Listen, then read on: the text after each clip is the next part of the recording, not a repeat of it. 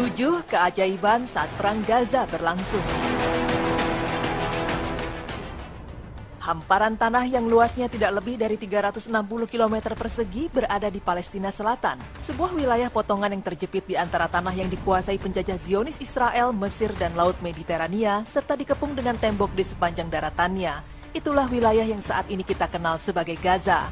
Sudah lama Israel bernafsu menguasai wilayah ini, namun jangankan menguasai, untuk bisa masuk ke dalamnya saja Israel tidak mampu. Sudah banyak cara yang mereka lakukan untuk menundukkan kota kecil ini. Dari mulai pemblokadean bahan makanan, obat-obatan, dan energi telah dilakukan sejak 2006 hingga kini. Dan yang kita semua tahu bahwa mereka juga melakukan serangan habis-habisan ke wilayah ini dengan mengguyurkan ratusan ton bom dan mengerahkan semua kekuatan hingga pasukan cadangannya.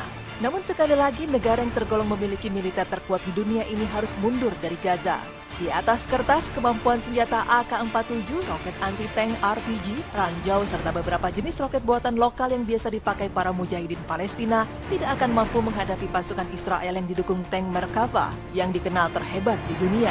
Apalagi menghadapi pesawat tempur canggih F-16, elit tempur Apache, serta ribuan ton bom canggih buatan Amerika Serikat. Namun pemirsa, pernahkah kita berpikir kekuatan apakah yang bisa membantu para mujahidin sehingga mampu bertahan dari serangan bangsa dan kaum penjajah tersebut, walau hanya dengan berbekal senjata-senjata kuno? Pemirsa, inilah berita Islami masa kini yang akan mengupas 7 kisah keajaiban yang diberi Allah SWT dari kejadian serangan Israel yang dilancarkan ke Gaza.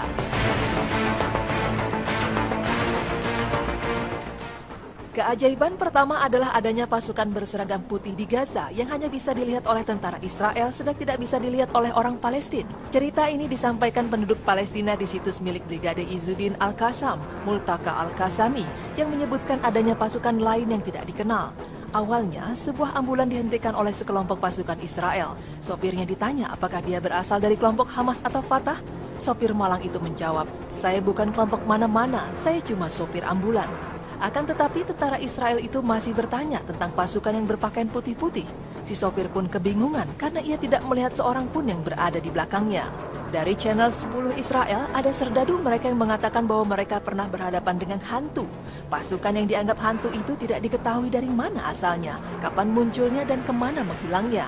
Seorang tentara Israel lainnya mengatakan, "Kami berhadapan dengan pasukan berbaju putih-putih dengan jenggot panjang. Kami tembak dengan senjata, akan tetapi mereka tidak mati."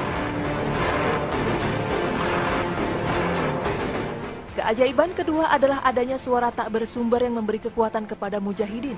Disebutkan oleh Khatib Masjid Izzuddin Al-Qassam di wilayah Nashhirat Gaza yang telah ditayangkan oleh TV channel Al-Quds yang juga ditulis oleh Dr. Abdul Rahman Al-Jamal di situs Al-Qassam dengan judul Ayat Ar-Rahman fi Jihad Al-Furqan.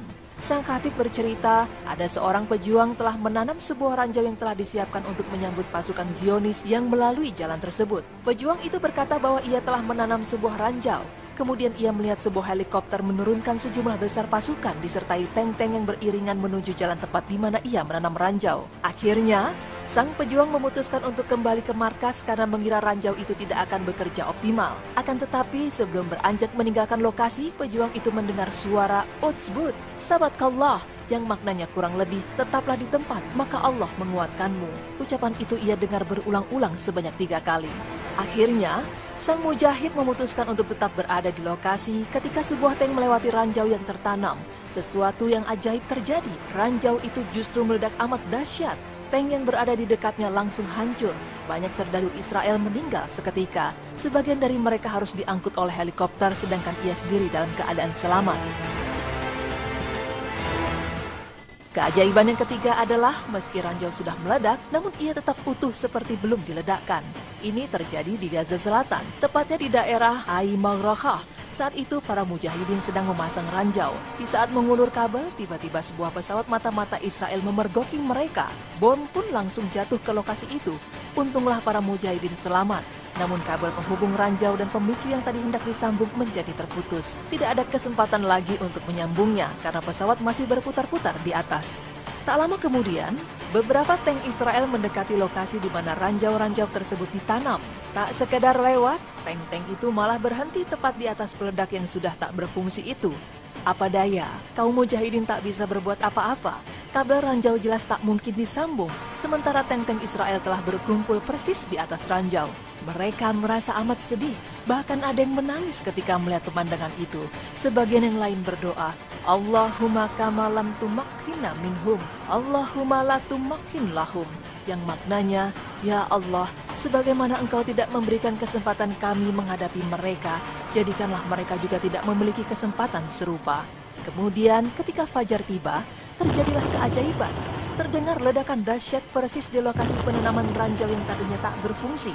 Para mujahidin segera melihat lokasi ledakan. Sungguh aneh, ternyata seluruh ranjau yang telah mereka tanam itu masih utuh. Lalu dari manakah datangnya ledakan tersebut? Wallahu a'lam. Keajaiban kelima adalah adanya burung merpati yang turut serta membantu para mujahidin. Seorang mujahid Palestina menuturkan kisah kepada situs Filetin Alan saat bertugas di wilayah Jabal Ar-Rais. Sang mujahid memiliki seekor merpati terbang dengan suara melengking yang melintas sebelum rudal-rudal Israel berjatuhan di wilayah itu. Para mujahidin yang juga melihat merpati itu langsung menangkap adanya isyarat yang ingin disampaikan sang merpati. Begitu merpati itu melintas, para mujahidin langsung berlindung di tempat persembunyian mereka. Ternyata dugaan mereka benar. Selang beberapa saat kemudian, bom-bom Israel datang menghujan. Syukurlah para mujahidin itu pun selamat. Keajaiban yang kelima adalah adanya kabut yang juga membantu para mujahidin. Kisah menarik ini disampaikan oleh Komandan Lapangan Al-Qassam di kamp pengungsian Nasirat setelah usai sholat zuhur di Masjid Al-Qassam.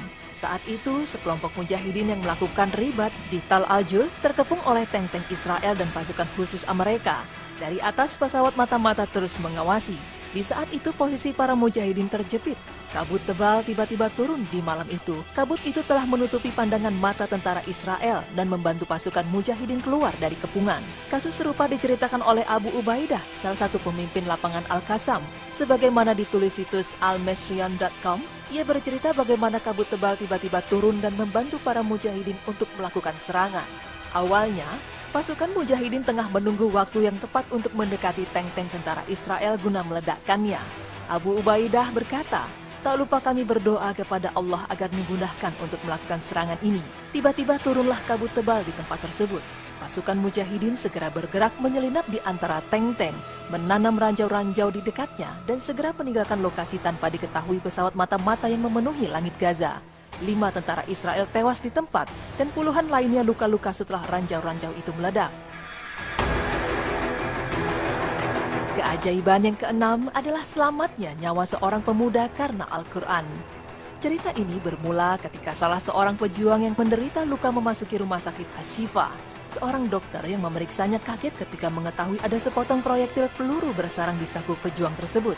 Yang membuat ia sangat kaget adalah timah panas itu gagal menembus jantung sang pejuang karena terhalang oleh sebuah buku doa dan mushaf Al-Quran yang selalu berada di saku sang pejuang. Buku kumpulan doa itu berlobang, namun hanya pada sampulnya saja yang rusak. Kisah ini disaksikan sendiri oleh Dr. Hisam Az-Zaghah dan diceritakannya saat Festival Ikatan Dokter Yordan. Dr. Hisam juga memperlihatkan bukti berupa sebuah proyektil peluru, mushaf Al-Quran, serta buku kumpulan doa-doa berjudul Hisnul Muslim yang menahan peluru tersebut. Subhanallah. Keajaiban yang ketujuh adalah terbunuh 1.000 jiwa, lahir 3.000 jiwa. Seperti ungkapan hilang 1, tumbuh 1.000. Sepertinya ungkapan ini cocok disematkan kepada penduduk Gaza. Kesedihan rakyat Gaza atas hilangnya nyawa 1.412 putra-putrinya terobati dengan lahirnya 3.700 bayi selama 22 hari gempuran Israel terhadap kota kecil ini. Hamam Nisam, Direktur Dinas Hubungan Sosial dalam Kementerian Kesehatan Pemerintahan Gaza menyatakan bahwa dalam 22 hari, 3.700 bayi lahir di Gaza. Ia mengungkapkan mereka lahir antara tanggal 27 Desember 2008 hingga 17 Januari 2009.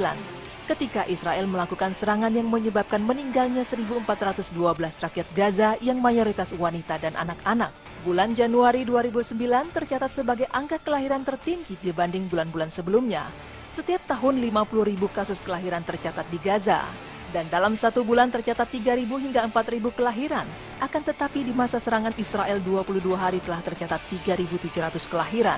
Dan pada sisa bulan Januari tercatat 1.300 kelahiran. Berarti dalam bulan Januari terjadi peningkatan kelahiran hingga 1.000 kasus. Rasio antara kematian dan kelahiran di Gaza memang tidak sama. Angka kelahiran mencapai 50.000 tiap tahun, sedang kematian mencapai 5.000. Oleh karena itu, Israel sengaja membunuh para wanita dan anak-anak untuk menghapus masa depan Gaza. Sebanyak 440 anak dan 110 wanita telah dibunuh, dan 2.000 anak serta 1.000 wanita mengalami luka-luka.